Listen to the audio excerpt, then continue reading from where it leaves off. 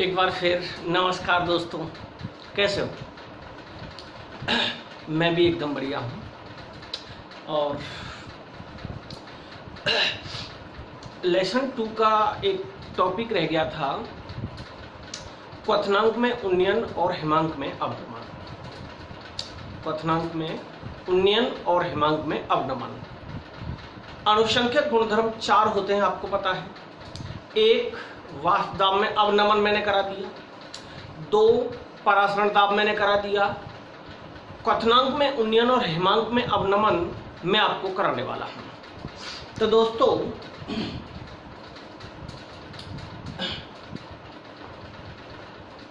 क्वथनांक में उन्नयन,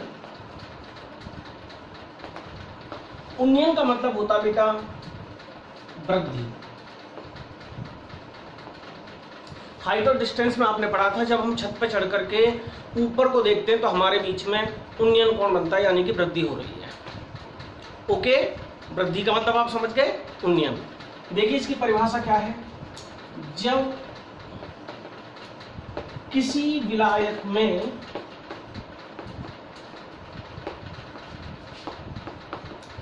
कोई अवाष्पशील विलेय पदार्थ घोला जाता है तो विलयन के क्वथनांक में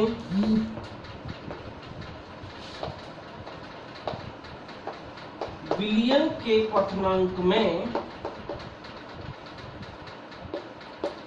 वृद्धि हो जाती है। इसे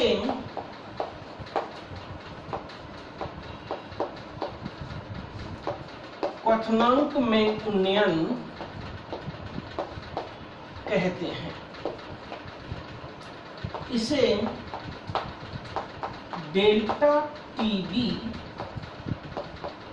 द्वारा प्रदर्शित करते हैं। ये आप आराम से समझ लीजिए। जब किसी विलायक में, अकेला विलायक है, कोई अवाष्पशील विलेय जिसकी वाष्प न बने, अवाष्पशील विलेय पदार्थ घोला जाता है तो विलयन बन गया। विलयन का जो क्वथनांक होता है, क्वथनांक में वृद्धि हो जाती है, इसे क्वथनांक में उन्नयन कहते हैं। देखिए क्वथनांक क्या होता है बेटा। क्वथनांक होता है जिस ताप पर किसी द्रव का वाष्प दाब, जिस ताप पर किसी द्रव का वाष्प दाब एक वायुमंडलीय दाब के बराबर हो जाता है, उस ताप को कहते हैं क्वथनांक। यानी कि जिस ताप पर कोई द्रव वाष्प में बदलने लगे, वह ताप कहलाता है क्वथनांक। अब देखिए, आपको पता है सार्वत्रिक विलायक है जल। जल का क्वथनांक कितना होता है बेटा? 100 होता है कि नहीं होता? अब जल का 100 तो ऑलरेडी है, अब इसमें ला करके आपने चीनी और डाल दी तो नंबर ऑफ मॉलिक्यूल्स बढ़ जाएंगे। जल में जब आप शुगर ऐड करेंगे तो क्या हो जाएगा? नंबर ऑफ मॉलिक्यूल्स बढ़ जाएंगे। अब जब नंबर ऑफ मॉलिक्यूल्स बढ़ जाएंगे तो कंसंट्रेशन बढ़ जाएगी, और कंसंट्रेशन बढ़ जाएगी तो विलयन का क्वथनांक भी बढ़ जाएगा। तो इस क्वथनांक में हुई वृद्धि को क्वथनांक में उन्नयन कहते हैं। और क्वथनांक के उन्नयन को किससे दर्शाते हैं? डेल्टा टीबी से दर्शाते हैं। उन्नयन का मतलब वृद्धि। ओके गाइस, अब क्या होता है बेटे, जो क्वथनांक में उन्नयन होता है ना, जो क्वथनांक में उन्नयन होता है, ये है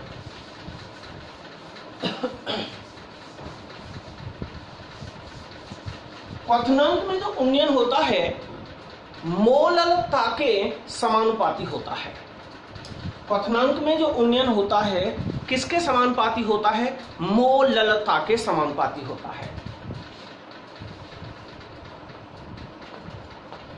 क्वथनांक में उन्नयन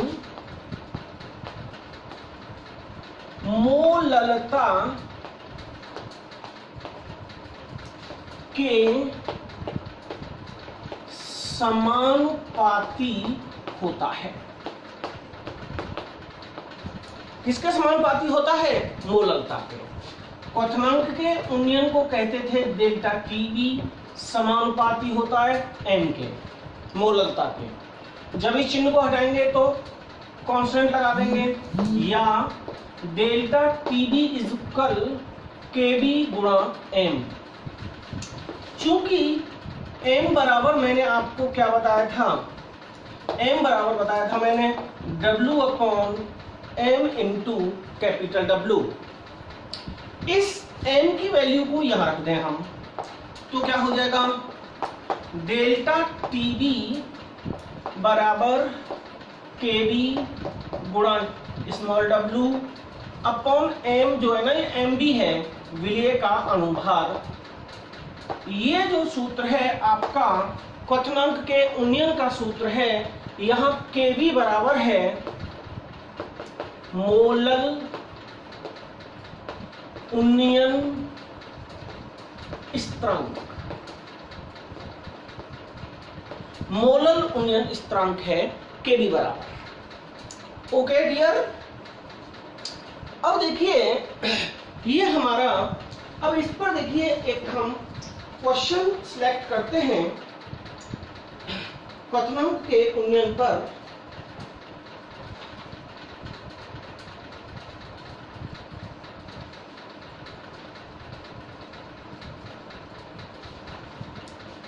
क्वेश्चन है बेटा,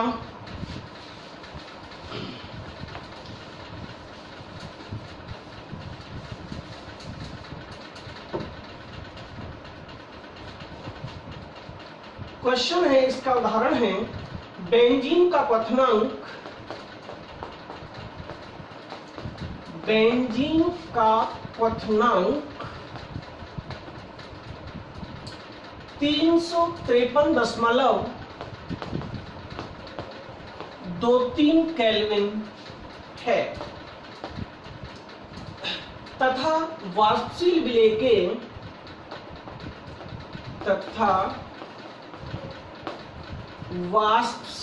विलेय के वाष्पशील विलेय के 180 ग्राम को 1.80 ग्राम को 90 ग्राम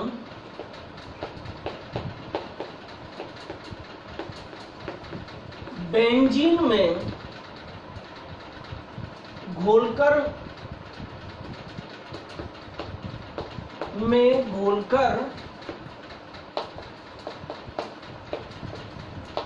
विलयन बनाया गया, घोलकर विलयन बनाया गया। विलयन का क्वथनांक, जिसका क्वथनांक 354.11 है, केल्विन हो जाता है। विलेय के अणुभार की गणना कीजिए। विलेय के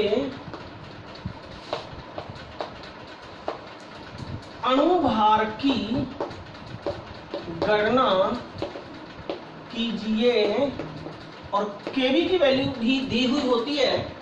केबी बराबर दे रखा है 2.53, 2.53, ये केबी की वैल्यू दे रखी है बेटा। और फॉर्मूला आपके पास है, फॉर्मूला कौन सा बताया था मैंने, डेल्टा टीबी बराबर केबी गुणा small w upon m into capital W। और गाइस किलोग्राम बनाने के लिए मोललता में 1000 भी लगा दिया करते हैं। इस फॉर्मूला के द्वारा आपको ये MB विलेय का अणुभार निकालना है। इस क्वेश्चन को आप करके दिखाएंगे, इसका आंसर आएगा 58 ग्राम मोल इनवर्स। ये इसका आंसर आएगा। ओके बेटा, इसके बाद में आता है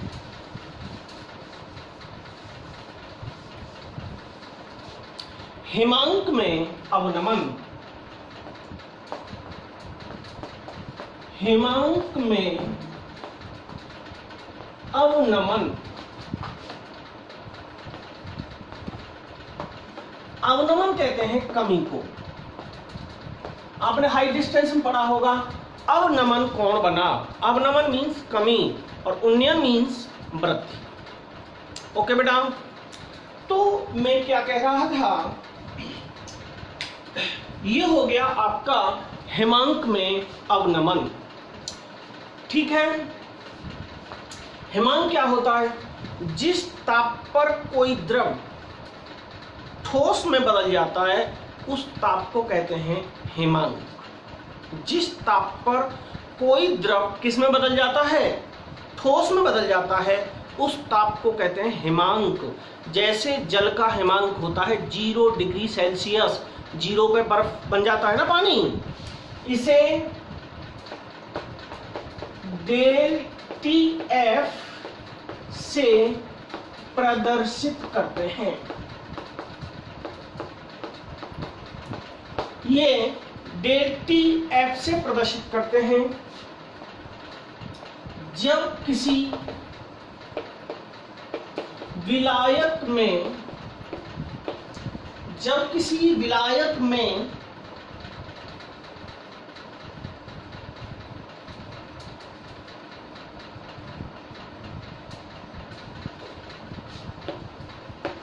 कोई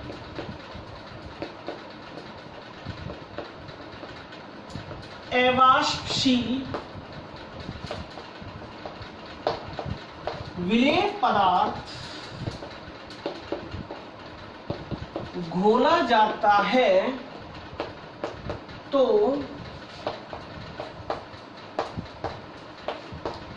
विलयन के हिमांक में कमी आ जाती है। इसे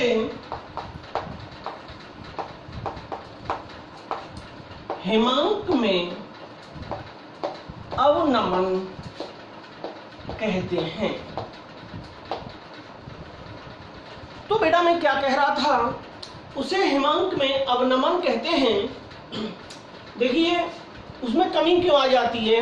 कमी आने का एक रीजन है। कमी इसलिए आती है कि ठोस में बदलता है हिमांक में। अब जैसे ही हमने उस द्रव में अवाष्पशील कोई विलेय डाला तो क्या हो जाएगा? उसकी कंसंट्रेशन बढ़ जाएगी, सांद्रता बढ़ जाएगी, यानी कि द्रव की अपेक्षा थोड़ा सा ठोस हो जाएगा विलेय में लाने पर। अब उस ठोस को ठोस में बदलने में कम टेम्परेचर की जरूरत पड़ेगी, तो हिमांक में कमी आ जाती है। इसको कहते हैं हिमांक में अवनमन। ये जो हिमांक में अवनमन होता है बेटा, यह भी समानुपाती होता है मोललता के। यह भी मोललता के समानुपाती होता है, इसलिए इसका फॉर्मूला भी क्या बना? इसका फॉर्मूला भी वही बनेगा जो क्वथनांक के उन्नयन का था। डेल्टा TF गुणा TF बराबर KF गुणा स्मॉल w अपॉन MB गुणा कैपिटल W, और 1000 का किलोग्राम के लिए इसमें भी गुणा कर दिया करते हैं। ये हिमांक के अवनमन का है। इसका मैं एक आपको क्वेश्चन कराता हूं। तो देखिए गाइस, बड़ा इंपॉर्टेंट क्वेश्चन है। 25.6 ग्राम 25.6 ग्राम सल्फर को, सल्फर कहते हैं गंधक को, सल्फर को 1000 ग्राम 1000 ग्राम नेफ्थलीन में नेफ्थलीन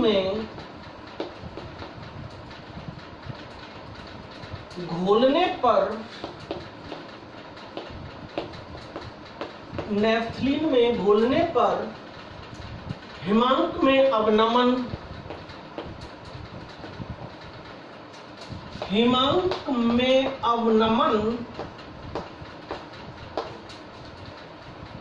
0.68 केल्विन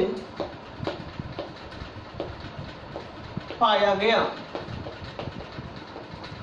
0.68 केल्विन पाया गया। सल्फर का अणु सूत्र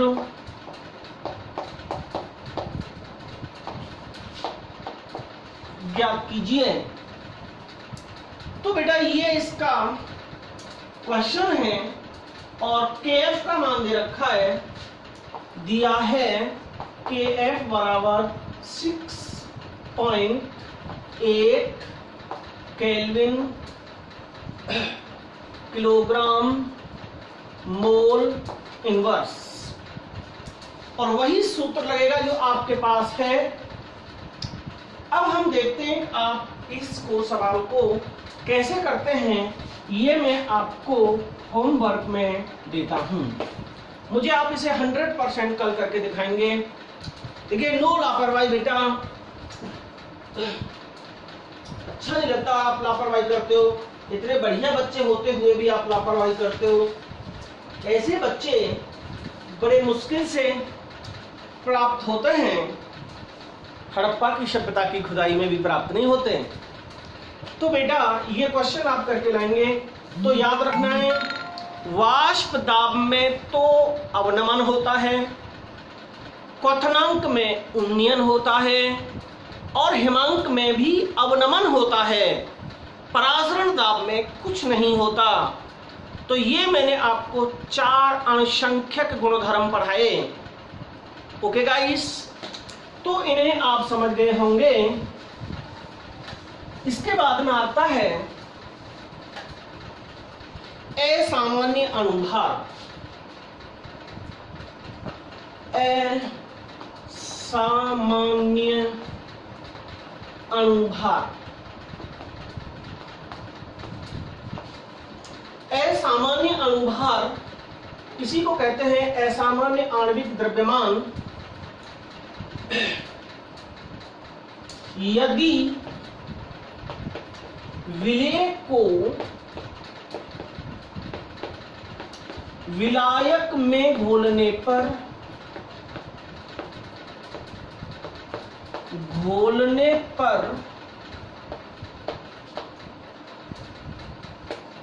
विलेय का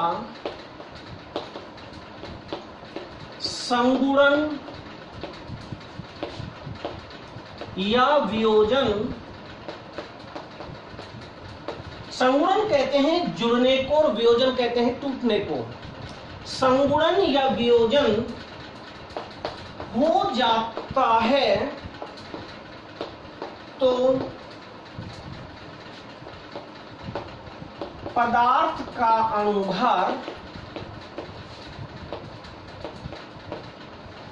वास्तविक अणुभार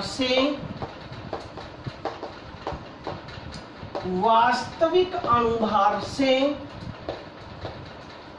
परिवर्तित हो जाता है।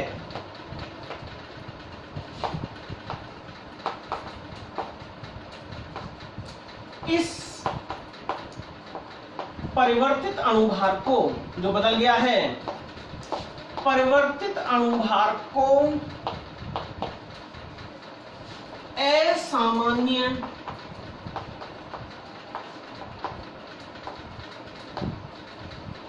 अणुभार कहते हैं। तो डियर गाइस, मैंने आपको क्या कहा? मैंने कहा है यदि विलेय को विलायक में घोलने पर विलेय का या तो संगुणन हो जाए या वियोजन हो जाए तो पदार्थ जो होता है उसके अणुभार में परिवर्तन आ जाता है। और इस परिवर्तन जो आया है उस अनुभार में जो परिवर्तन आया है इसी को कहते हैं उसका असामान्य अनुभार, बदलता हुआ अनुभार में परिवर्तित हो जाता है। तो याद रखना गाइस, राउल्ट्स ने कहा था, राउल्ट्स के नियम की दो प्रमुख सीमाएं हैं। राउल्ट्स के नियम की दो प्रमुख सीमाएं हैं। राउल्ट्स का नियम केवल दो परिस्थितियों में काम करता है। नंबर एक, विलयन तनु हो तो राउल्ट का नियम काम करेगा। नंबर दो, विलेय पदार्थ का संगुणन या वियोजन कुछ भी ना हो तो राउल्ट के नियम से सही रिजल्ट्स प्राप्त होंगे। तो ध्यान रखना, मैं आपको पूछूंगा तो याद रखना बेटा, यदि वियोजन होता है ना, अगर विलेय पदार्थ का वियोजन हो जाए, ठीक है, तो याद रखना अणुभार में कमी आ जाती है। क्यों आ जाती है? उसका रीजन है अणुसंख्यक गुणधर्म अणुभार के व्युत्क्रमानुपाती होते हैं।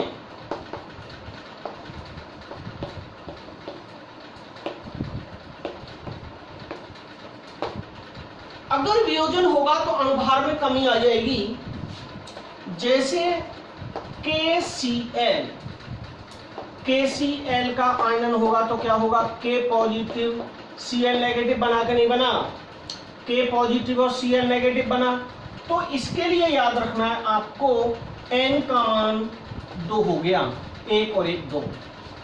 CaCl2 Ca पर 2 प्लस 2Cl नेगेटिव, कितने आ गए? 2Cl और 1 ये, N का मान इसके लिए 3 आ गया। K4 FeCN का होल 6, इसके लिए क्या आ जाएगा? 4K पॉजिटिव प्लस ये अंदर वाला FeCN का होल 6 4 माइनस, तो इसके लिए N का मान 5 आ गया। कैसे आ गया 5? 4K और 1 पूरा ये, तो इसके लिए N का मान 5 आ गया। तो इनके जो अनुभार है ना क्रमशः, KCl का जो अनुभार है वियोजन होने पर 1/2 हो जाएगा, इसका व्युत्क्रमानुपाती। अब CaCl2 का जो अनुभार है वो 1/3 हो जाएगा। K4 FeCN6 का जो असामान्य अनुभार है वो 1/5 हो जाएगा। व्युत्क्रमानुपाती हो जाता है बेटा, बता देना, अपने घर बता देना जाकर के कि अगर विलेय पदार्थ का वियोजन हो गया तो अनुभार व्युत्क्रमानुपाती हो जाता है। KCl 1/2 क्यों हुआ? KCl 2 भागों में टूट गया, 2 आयन बने। CaCl2 3 बने, 1/3 हो गया। तो ध्यान रखना ये बात, वियोजन होने पर अनुभार में कमी हो जाती है। तो कैसे कमी हो जाएगी? यहां लिख रहा हूं मैं, KCl का अनुभार जो आयनिक यौगिक होते हैं ना, ध्यान रखना आयनिक में होता है अनुभार, वास्तविक अनुभार का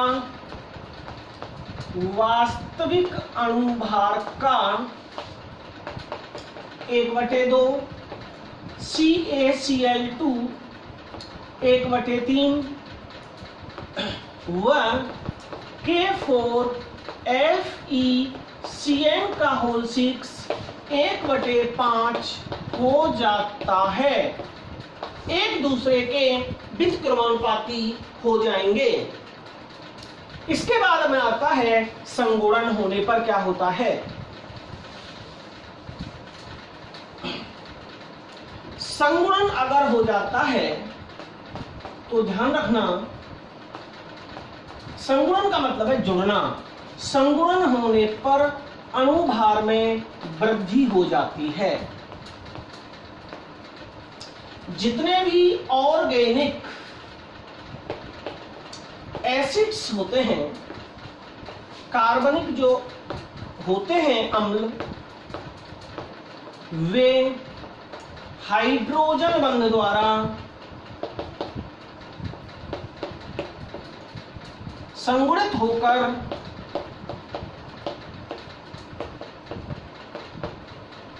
क्या होकर, हाइड्रोजन बंध द्वारा संगुणित होकर डाइमर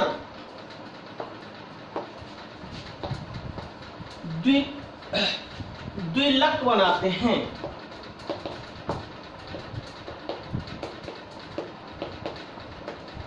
जिससे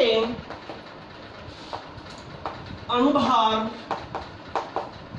में दोगुनी वृद्धि हो जाती है।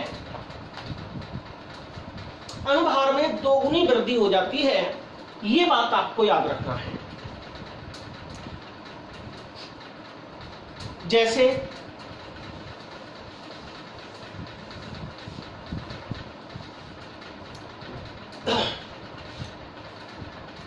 इसका उदाहरण मैं आपको दे रहा हूं, ये सभी कार्बनिक अम्ल होते हैं। फॉर्मिक अम्ल, एसिटिक अम्ल, बेंजोइक अम्ल, एसिटिक अम्ल,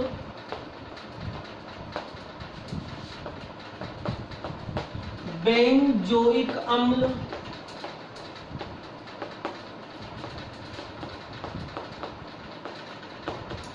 बेंजीन में मिलकर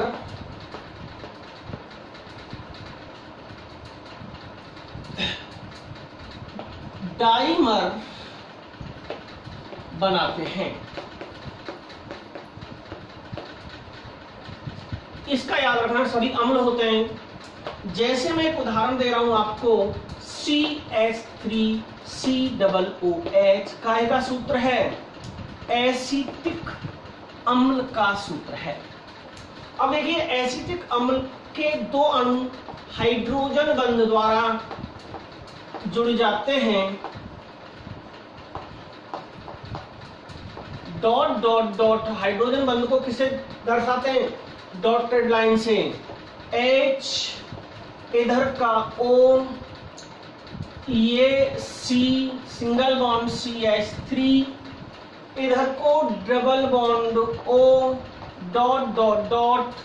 तो इसमें यहां हाइड्रोजन बंध बना ऊपर, और ये भी डॉट डॉट डॉट है, थोड़ा लंबा बना देता हूं, यहाँ O डॉट डॉट डॉट। ये भी यहाँ दो जगह इसमें हाइड्रोजन बंध बन जाते हैं, जिससे एक एसिटिक अम्ल ये रहा और एक एसिटिक अम्ल ये रहा, दोनों मिलकर के डाइमर हो गया। एक एसिटिक अणुभार होता है 60, 2 का गुणा हो जाएगा तो इसका डाइमर हो जाता है। असामान्य अणुभार 2 गुना हो जाता है, 120 हो गया। ओके गाइस, ये था असामान्य अणुभार और उसके एग्जाम्पल। इसके बाद में आता है बेटा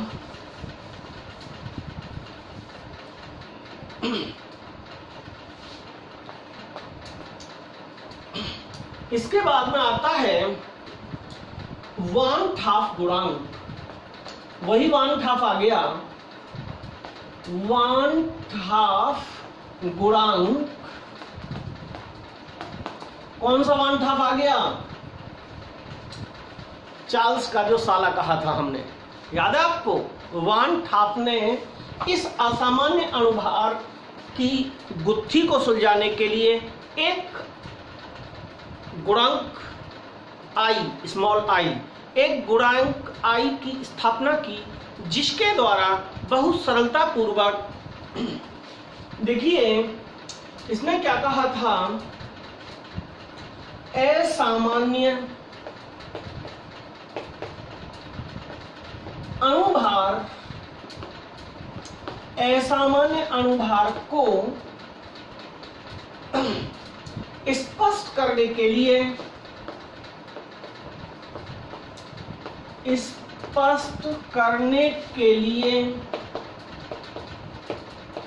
स्पष्ट करने के लिए वान हाफ ने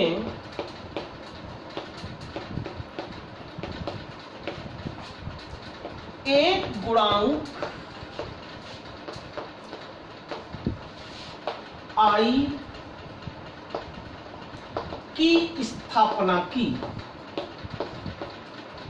जिसे 1/2 गुणांक कहते हैं। I बराबर होता है किसी भी अनुसंख्यक गुणधर्म का प्रेक्षित मान। I बराबर होता है प्रेक्षित मान बट्टे सैद्धांतिक मान।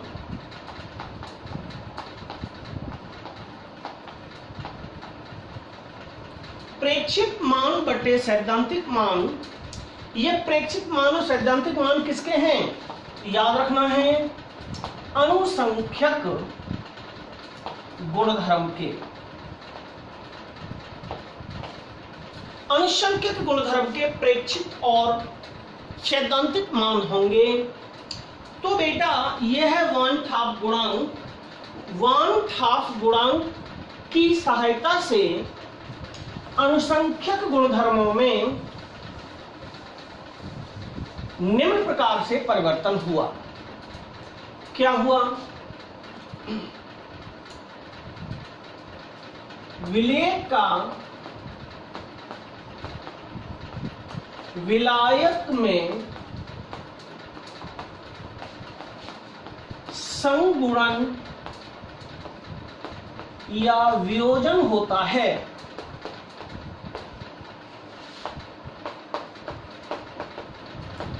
तो अनुसंख्यक गुणधर्म में निम्न परिवर्तन हो जाते हैं। कौन कौन से परिवर्तन हो जाते हैं? नंबर 1, सबसे पहला है वाष्प दाब में। 4 बताए थे ना मैंने। वाष्प दाब में अपेक्षित अवनमन, जो सबसे पहला है उसका सूत्र आपको याद होगा। एक बच्चे ने आज क्वेश्चन करके मुझे दिखाया था। तो इसका सूत्र जो होता था P0 माइनस PS/P0 बराबर क्या था? विलेय का N/N+N, विलेय का मोल अंश। तो याद रखना है, जब संगुणन या वियोजन शब्द अगर आपको क्वेश्चन में मिल जाए तो इस तरफ यहां I का गुणा कर देते हैं। ये है वाष्प दाब में अपेक्षित अवनमन के लिए। नंबर 2, क्वथनांक में उन्नयन। क्वथनांक में उन्नयन, तो क्वथनांक में उन्नयन में क्या परिवर्तन हो जाता है? डेल्टा TB बराबर I गुणा KB गुणा M। वहां था ना, आपको याद होगा डेल्टा TB बराबर होता है KB गुणा M, अभी थोड़ी देर पहले बताया था। तो याद रखना है राइट साइड को केवल 1/2 फैक्टर लगाना है हर एक में। ओके। नंबर 3, हिमांक में अवनमन, तो वही इसका हो जाएगा डेल्टा TF बराबर KF गुणा I गुणा M बस। और चौथा जो परासरण दाब है, परासरण दाब हो जाएगा पाई बराबर I गुणा W गुणा R गुणा T बटे M गुणा V। बस और बस चारों तरफ आपको I लगानी है, सभी में ये बात आपको याद रखनी है। This is the relation between 1/2 factor and molecular properties of the solutions. तो डियर गाइस, अब 1/2 गुणांक के मान क्या होते हैं, आई की वैल्यू क्या होती है, मैं अभी आपको बताता हूं। आई की वैल्यू क्या होती है, इस बात को आप याद रखें। Note number 1, number 2, number 3 note आपको याद रखने। यदि आई बराबर 1 है तो याद रखना संगुणन या वियोजन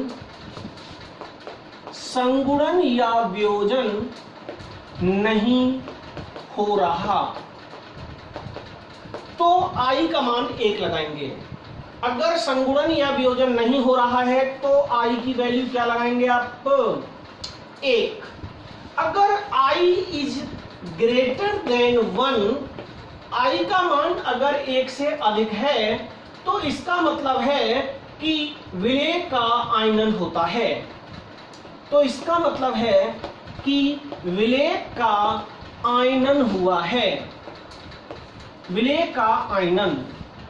और अगर I इज लेस देन 1 तो हम कहेंगे बेटा विलेय का संगुणन हुआ है। ये आपको तीनों बात याद रखनी है। 1/2 गुणांक के ये मान होते हैं, 1/2 गुणांक के ये मान होते हैं। कभी 1 से, समझ रहे हैं ना, आई का मान, इनके जो मान होंगे वो 1 के आसपास होंगे, या तो 1 होगा या 1 से थोड़ा सा ज्यादा होगा या 1 से थोड़ा सा कम होगा। तो गाइस ये थे। अब देखिए आई की वैल्यू ये तो हो गया, अब निकालते कैसे हैं। तो ये 2 सूत्र आप याद रखना, ये सूत्र आपको याद रखने हैं 100%। कौन से याद रखने हैं, वियोजन की मात्रा नंबर 1, वियोजन की मात्रा अल्फा एवं 1/2 गुणांक आई में संबंध। तो आपको डायरेक्ट इसका सूत्र याद रखना है। इसका कैलकुलेशन करने के लिए केवल आपको सूत्र याद रखना है। अल्फा बराबर होता है I-1 बटे n-1। n क्या है, यहां पर मैंने अभी n बताई थी, आयनों की संख्या। थोड़ी देर पहले मैंने बताई थी कि KCl के लिए कितना मान बताया था मैंने, n बराबर 2 बताया था ना, एक K और दूसरा Cl। तो इस तरीके से ये मान इस सूत्र में लग जाते हैं। अल्फा बराबर I-1 बटे n-1। इस सूत्र का प्रयोग होगा। मैं इसका एक क्वेश्चन आपको यही कराता हूं साथ ही साथ, इस सूत्र पर आधारित। भूलना नहीं है। K4FeCN का होल 6 पोटेशियम फेरोसाइनाइड का 0.1 m विलियन 27 degree C, विलियन 27 degree C ताप पर 46%, 40% आयनित हो जाता है। कितना टूटता है, केवल 40% आयनित हो जाता है।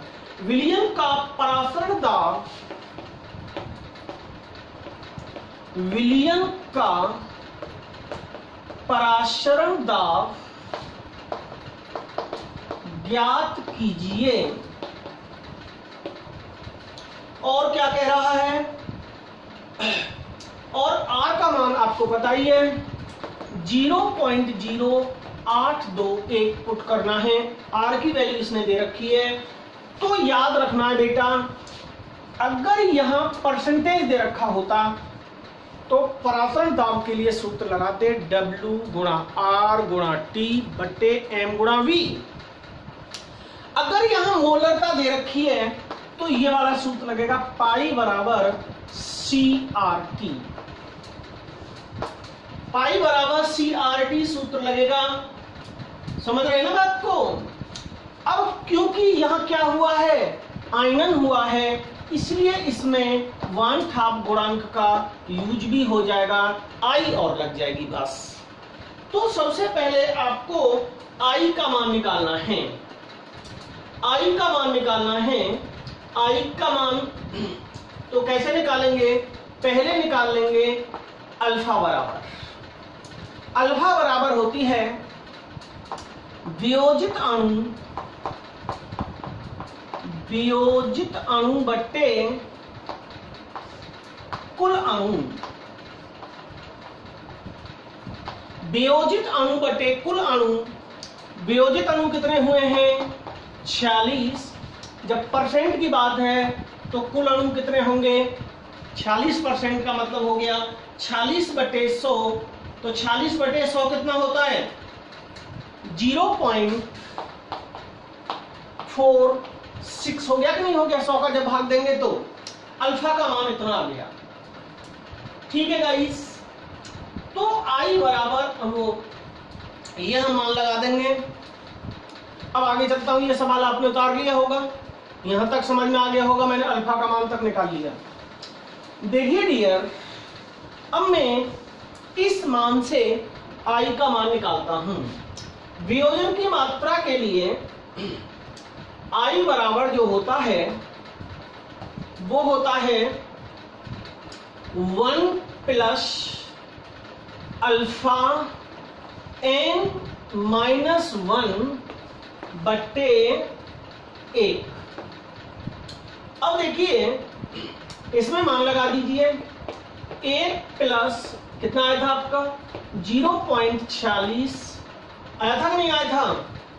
n माइनस 1 K4 FeCN के होल 6 के लिए n बराबर मैंने 5 बताया था ना।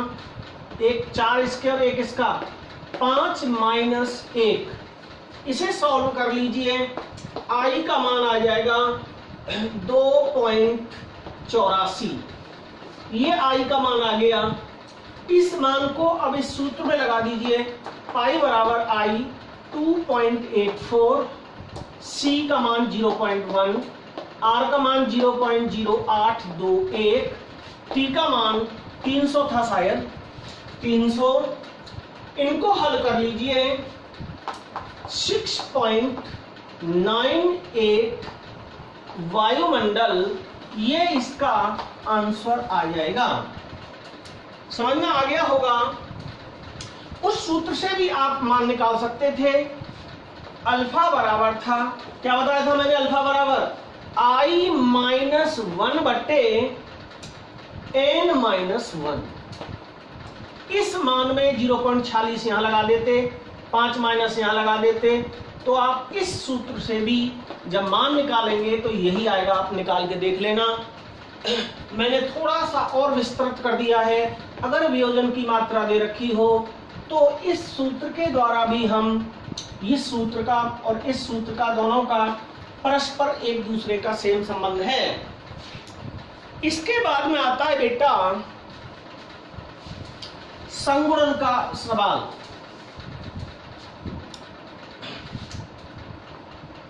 वन हाफ गुणांक तथा संगुणन की मात्रा अल्फा, इसको आई से दर्शाते थे, में संबंध। तो बेटा क्या संबंध होता है, इसका भी सूत्र आप याद रखेंगे। अल्फा बराबर एन आई माइनस 1 बट्टे 1 माइनस एन। इस फॉर्मूला के द्वारा आप संगुणन का बात याद रखनी है। और इसका एक क्वेश्चन मैं आपके सामने देता हूं, सूत्र आप नोट कर लें।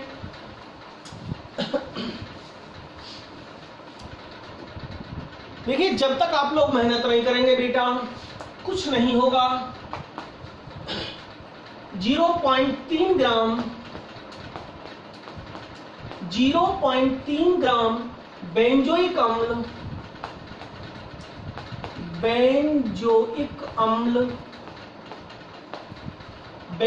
अम्ल सूत्र होता है, याद रखना, C6H5COOH। बेंजोइक अम्ल 20 ग्राम बेंजीन में 20 ग्राम बेंजीन में विलय है। 20 ग्राम बेंजीन में विलय है। इस विलयन का हिमांक में अवनमन, इस विलयन के हिमांक में अवनमन होने पर जो मान आया, विलयन का हिमांक में अवनमन 0.317 है। बेंजोइक अम्ल की संगुणन की मात्रा, बेंजोइक अम्ल की संगुणन की मात्रा ज्ञात कीजिए। तो इसमें बेटा यही सूत्र लगेगा अवनमन वाला, डेल्टा TF बराबर KF गुणा W बट्टे MB गुणा कैपिटल W गुणा 1000। और इसमें KF का मान दे रखा है 5.1। KF का मान दे रखा है। तो बेटा ये आपको हो गया यहां तक। मैं हिंट और थोड़ा आगे और देता हूं। अब इस सूत्र में हम मान लगा देंगे तो क्या हो जाएगा, इससे हमें अनुभार निकाल लेना है। अनुभार निकाल लेना है ये वाला। तो MB बराबर क्या हो जाएगा बताना, क्रॉस मल्टीप्लाई कर देंगे तो MB बराबर क्या हो जाएगा, KF गुणा W गुणा 1000 बट्टे डेल्टा TF गुणा कैपिटल W। यही तो हो जाएगा। KF का मान कितना दे रखा है 5.1। छोटा W कितना दे रखा है 0.3, 1000 किलोग्राम बनाने के लिए, अपॉन 0.317 गुणा 20। इस सूत्र में प्रश्नानुसार हमने ये मान लगा दिए, ये हमने मान लगा दिए। हल करके तुम्हारा MB बराबर आएगा 241। इसे जब हल किया तो अब हमें इसी से I का मान निकालेंगे। इसलिए I बराबर, अब यहां क्या हुआ है बताना, यहां हुआ है बेटा संगुणन। संगुणन में उल्टा हो जाता है सैद्धांतिक अनुभार, सैद्धांतिक अनुभार क्योंकि बढ़ता है ना, बटे प्रेक्षित अनुभार। अगर यहां वियोजन की मात्रा दे रखी होती ना क्वेश्चन में, अगर वियोजन की मात्रा दे रखी होती तो इस सूत्र का क्या होता, प्रेक्षित तो ऊपर चला जाता, सैद्धांतिक नीचे आ जाता वियोजन की मात्रा में, और संगुणन की मात्रा में क्या होता है, उल्टा हो जाता है। अभी सैद्धांतिक अनुभार इसका C6H5COOH का जब आप अनुभार निकालेंगे तो इसका अनुभार आएगा 122। ये जो है इसका सैद्धांतिक अनुभार हो गया। तो 122 बटे ये तुम्हारा जो आया प्रेक्षित आया है 241, भाग दिया, इससे तुम्हारी I का मान निकल आया 0.0506। ये निकले आई आपकी आई की वैल्यू। 1 था गुणांक की वैल्यू, आप समझ लें कहीं कोई प्रॉब्लम आए तो। अब क्योंकि संगुणन हुआ है, अब हम संगुणन की मात्रा निकाल लेंगे। अब इस आई के मान से संगुणन की मात्रा का सूत्र क्या होता है, n i माइनस 1 बट्टे 1 माइनस n। तो अल्फा बराबर n का मान 2, i का मान अभी आया है कितना 0.506 माइनस 1 बट्टे 1 माइनस n। 2 किसका मान है बताना, 2 किसका मान है, बेंजीन का। मैंने कहा था ना, अरे जब संगुणन होता है तो डाइमर बनता है कि नहीं बनता, द्विलक बनता है कि नहीं बनता, और द्विलक जब बनता है तो उसके लिए n का मान 2 होता है, याद रखना। तो इसलिए 2 लगाया गया है। तो जब आप सॉल्व इसे करेंगे तो अल्फा का मान आया कितना 0.988, 0.988। इसकी जो इकाई होती है वो प्रतिशतता होती है। 0.988 में 100 से गुणा कर देंगे तो तुम्हारा आ जाएगा 98.8% आंसर। 98.8% आंसर आ जाएगा। तो गाइस ये आप याद रखना है, ये इसका आंसर हो गया। समझ लीजिए आप।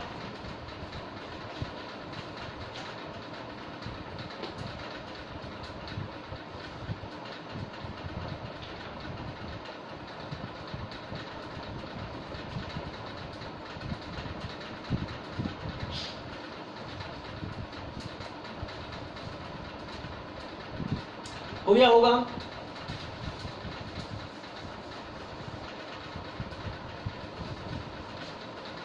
ये था बेटा लेसन नंबर 2 का अंतिम टॉपिक। आपको लेसन नंबर 2 कैसा लगा, समझ में आया कि नहीं आया, मुझे कमेंट्स के द्वारा अवश्य बताएं। कोई टॉपिक समझ में नहीं आया हो तो मुझे फिर आप दोबारा पूछ सकते हैं।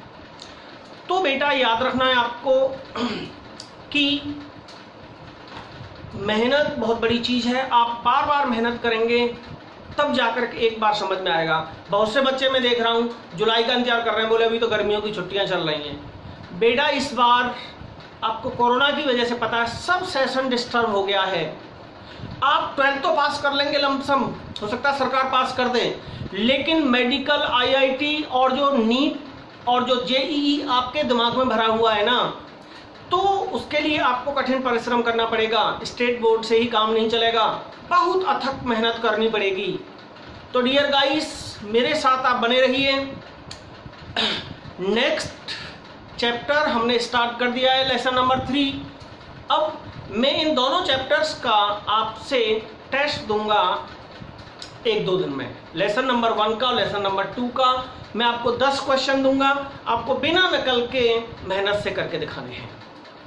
ओके गाइस, तो कल तक के लिए गुड बाय, नमस्कार।